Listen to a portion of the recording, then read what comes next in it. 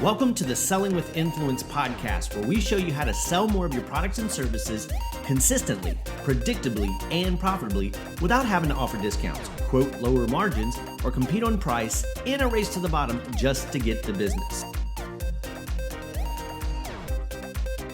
My name is Duane, founder and CEO of Influence Seminars, and I am your host. Welcome back to the Selling with Influence podcast. I'm your host, Duane Huff, and I'm so glad you're here today because today I want to talk about competition. And the question I want to pose to you is, are you a competitive person? And in the world of sales, more times than not, you see people are very, very competitive, especially when it comes to meeting and exceeding their goals. And that's kind of the wiring many times of a sales professional. But I know that there's some people out there just like me who aren't necessarily that competitive. I didn't grow up playing sports. I wasn't a really super competitive person. In some instances, I hated competition until I came to understand the value and the power of competition in the marketplace to keep us all better, to keep us all sharp, and to keep us all striving. But do you have to be competitive to win at selling? And I know there's going to be some debate here, and I want to hear about it. So if you're watching this podcast via YouTube, and if you aren't, run over to YouTube and look up Influence Seminars and subscribe to the channel, and you'll get updates whenever I post the new podcast. Or run over to iTunes, grab it there. And if you're on iTunes listening to this, please run over there and give it a 5-star review and leave us a comment. Let us know what you're thinking and weigh in on this conversation about competitiveness. So a couple of things I want to break apart here. Again, I wasn't very competitive in my sales career. I'm not very competitive now, except with myself. I've always thought and I've always believed that there's no reason to compete with other people. You have to compete with yourself and become a better person. You know, there's an old saying that says all unhappiness comes by comparison, and I truly believe it. When we get caught up trying to be better than everybody else or trying to measure up to other people's expectations, we get in a bad headspace, and I don't think that's productive for anybody. But I know there's people out there that are very competitive. You grew up in sports, you've always been a competitive person, and kudos to you. God bless you, and you need to stay that way if that's your thing. But for those of you who are like me and who are not very competitive, there's hope, and that's what I want to talk about in this podcast. See, I believe that in this world today that we live in, there's really no reason to be competitive. And here's how I'll say that. In the sense that you want to beat the competition or you want to crush the competition. Why in God's name are you trying to beat somebody or crush somebody or take business from somebody when, number one, there's more than enough business to go around for everybody? And listen, I know this is going to be heresy for some people out there. I can feel some sales managers and some sales VPs and some CEOs cringing right now, but I want to bring something to light. Let's think about this for a second. And one example that comes to mind is Microsoft and Apple, right? The PC versus Apple. They're not in competition with each other. People who love Apple and are of that culture want nothing to do with PC, want nothing to do with Microsoft. Bill Gates and Steve Jobs, to them, are completely separate entities. And maybe sometimes there's cross-pollination between those, but they're not really in competition. They're different, and they serve different people for different reasons. And the reason is they created something different. So I want to pull this apart and say this. If you're a competitive person, as a CEO, as an entrepreneur, as a salesperson, again, I don't want to take that away from you, but if you're somebody who is striving to succeed in business or to succeed in sales and you're not competitive, that's okay. You're going to be just fine. Here's why. I forget what the name of the book is, and please, if somebody remembers the name of this book, please drop it in the comments or send me a message. I'd love to remember, because I know I have it somewhere in my file on my show. I just cannot find it. But it talked about 21 marketing laws, and one of them talked about becoming a market of one. And it gave the example of, when 7-Up was invented, they didn't want to compete against Coca-Cola because they had the market share, they had the noise, they had the loyalty. So they became the Un-Cola, which means they were not going to compete head and head. They were going to become a market of one. They were going to create something that was completely unique and completely different from Coca-Cola, even though they were technically Coca-Cola. And I believe, and I've seen this in my life, in my business, in my whole business, right? I spend a lot of time with influence seminars trying to be all things to everybody, because I can do sales training, negotiation skills training, presentation skills training, leadership training, and a whole bunch of different training because of how I grew up, my background, my mentors, and how I started my business. But when you're trying to be all things to everybody and serve everybody, you get diluted, right? And you cannot compete. One of my mentors told me that, she said, Duane, listen to me. I know you want to compete with the big training companies out there, and you can, but not at first. You're going to have to fine tune and hone who you're serving, the message you're bringing. And when you do that, you create that momentum, you build a successful company, and then you can take what you did and put it in another space. So she said, Duane, focus on sales because that's your background. And then later, after you've built momentum, maybe you go back to leadership or sales leadership, because again, that was my background. One thing I'm absolutely passionate about is negotiation skills training. But salespeople need that, but it needs to be wrapped in the context of sales training, selling skills, and success in selling. And when we do that, whenever we're able to really fine tune and understand the business we're in, the people we serve, the marketplace that we're in, then we can begin to say, how do I do this uniquely and differently? And for me, as you know, with the Selling with Influence podcast and the Selling with Influence brand, I bridge a gap that product knowledge and sales training or selling skills does not meet when it comes to achieving consistent, sustainable sales growth. And I knew that because the statistics tell us that anywhere between 47 and 57% of sales people across industries do not make quota, at least not consistently. And my track record, my background showed me that it wasn't just product knowledge, it wasn't just selling skills. You can have the best CRM, you can have a full pipeline, you can crunch the numbers, you can forecast all you want. But unless you have influence with your prospects, with your buyers, with your clients, you're not going to achieve predictability, consistency, and profitability in your sales results, because there's a gap there. And I knew that was my unique place. I'm not talking about all the things that sales training companies and sales speakers and sales trainers are talking about. I'm talking about something completely unique and different. By the way, if you have not run over to sellingwithinfluence.com, do that, because there's an overview about what I'm talking about here, and it talks about the things we need to bridge that gap, to be consistent, to be profitable, and to be predictable in our sales results. But I saw right away that I didn't need to compete with all the noise and all of the big boys and big girls out there, because the resources, my time, my bandwidth, I didn't have what it took to compete with those people on that level at first. I had to focus. I had to find my own space. I had to find the people that I was uniquely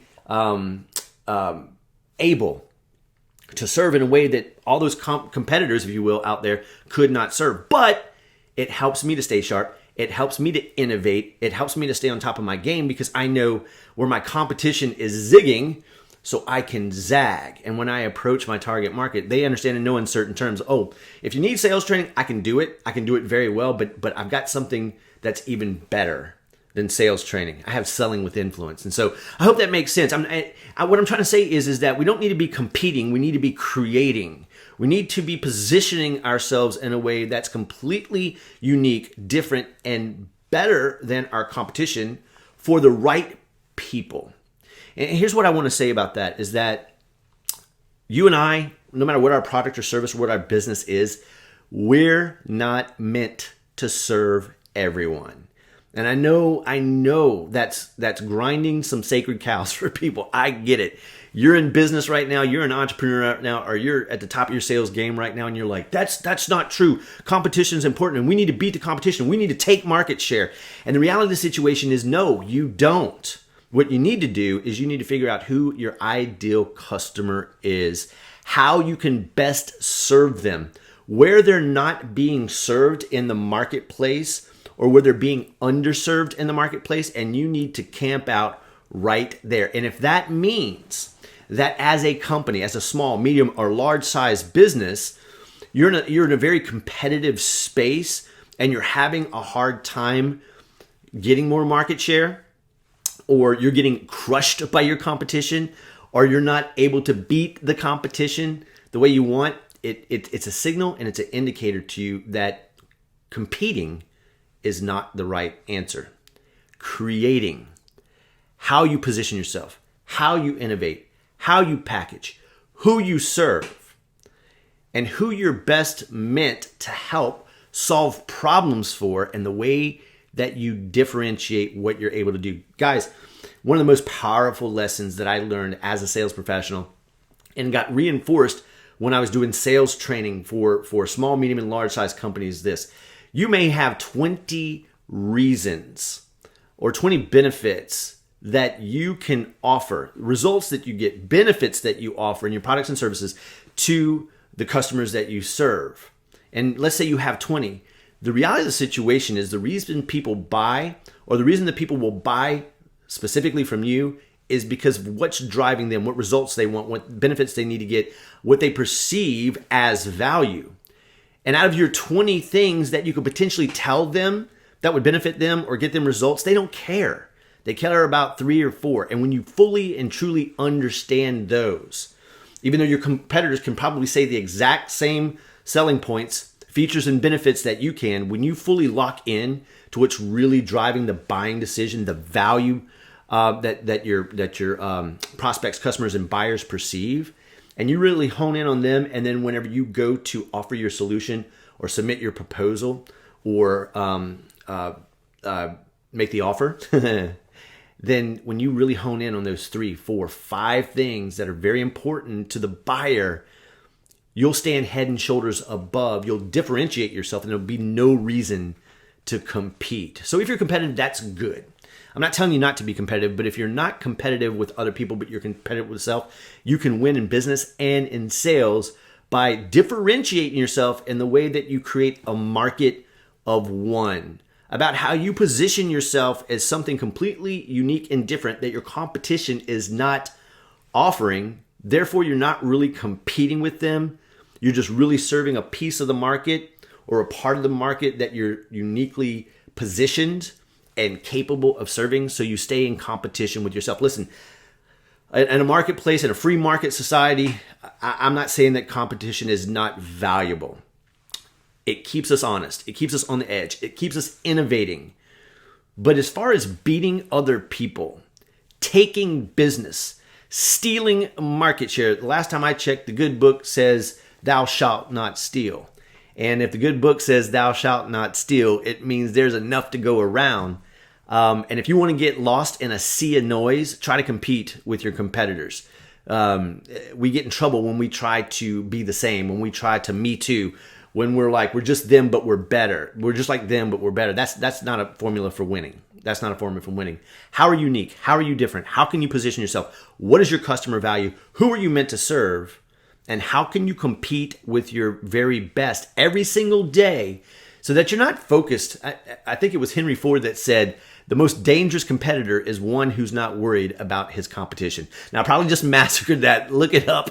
But Henry Ford, I believe it said, the most dangerous competitor is one who's not concerned about his competition. And on some level, I believe you need to do a competitive scan, and you need to understand what your competition, if you're not watching this, I'm doing air quotes, your competition is out there doing, and you need to kind of understand what they're offering. Like me, for example, I mentioned this a little bit earlier. I understand what all the sales gurus out there are saying. I understand what all the sales training companies are out there saying. I understand what all the sales speakers are out there saying, but I'm not concerned about it because I know that my unique experience, both as a sales professional and as a business owner, and having worked with over 200 companies training their salespeople, I have a very good perspective of the landscape. And I know that nobody is positioned the way I am, solving the problem I am for the people I'm solving it for. So my question to you is, how do you identify that? How can you be competitive with self to constantly innovate, to better serve your customers?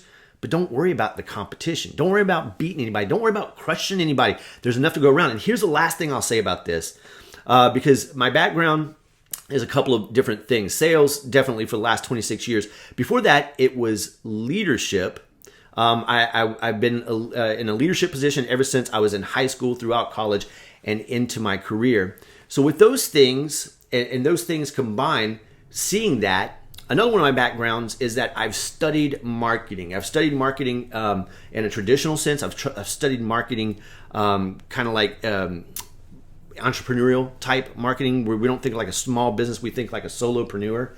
And one of the things that I've learned from that about differentiation is really being able to offer something, to position something, not as a product or service or even a solution, but as an irresistible offer.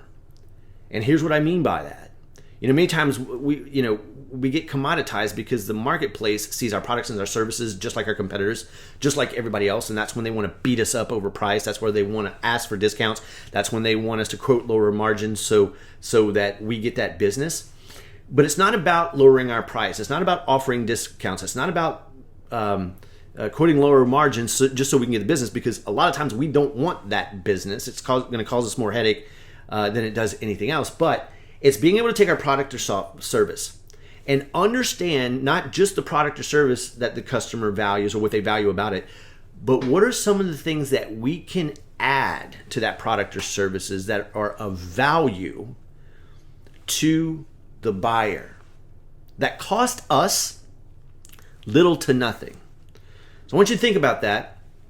And as we close out this episode, I want you to take a piece of paper out and I want you to jot down, what are some things that you could add to your product or service that you can offer in addition? A couple of examples that come to mind are free shipping, are free education, are bonus items. And I don't know what that looks like in your particular industry, but I want you to jot down a list. What are a list of 5 to 10 things that you could add to your product or service that would not cost you hardly anything, little to nothing, but would mean a tremendous amount to your customers or your buyers? And if you don't know, ask them. If you have a relationship, do a survey, right?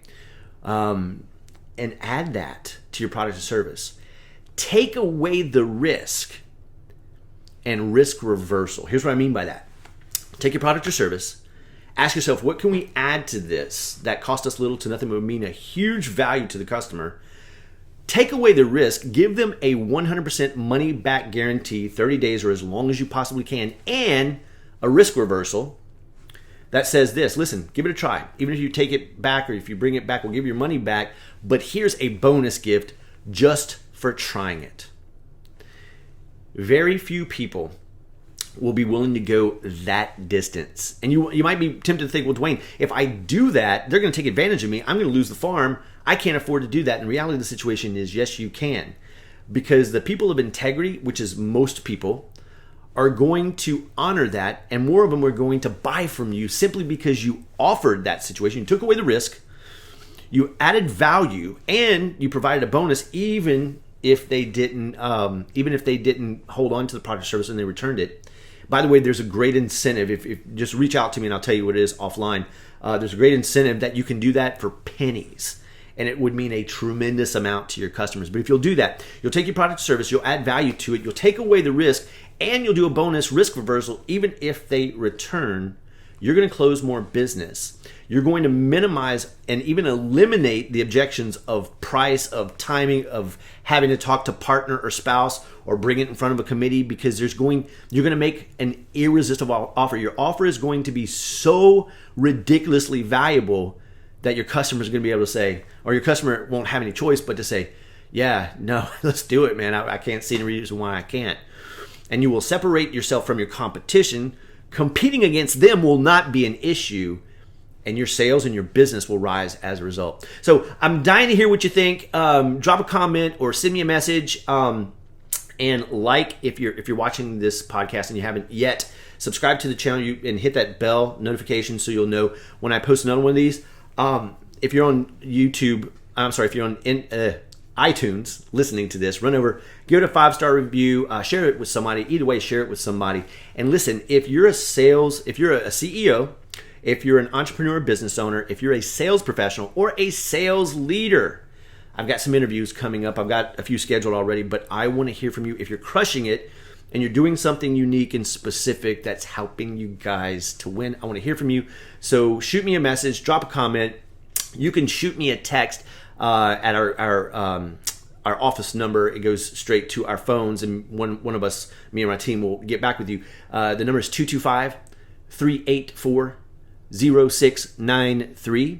So shoot me a text and say, hey, Duane, I'd love to jump on your podcast, be interviewed. We'll have a conversation about that. And listen, if you guys are in a position where you're not achieving consistent, predictable, and profitable sales growth, reach out to me. Let's schedule some time to do some training with your people. And if nothing else, let's pull together and strategize so that I can help you guys win. But remember, you can sell with influence. You can literally write your own ticket in this profession. More than any other profession, you just got to be willing to increase your influence. And competition is important in the marketplace to keep us all honest, to keep us all better, to make us all innovative and better. But taking business, competing with other people, crushing the competition is a thing of the past. If you're innovative, if you're creative, you don't have to take anything from anybody. There's enough to go around in this world. Just compete with yourself, be better than yourself, and take care of your customers better than anybody else can, and you'll never have to worry about being profitable and being successful. Look forward to talking to you guys soon. Stay tuned. More episodes coming your way. Bye-bye.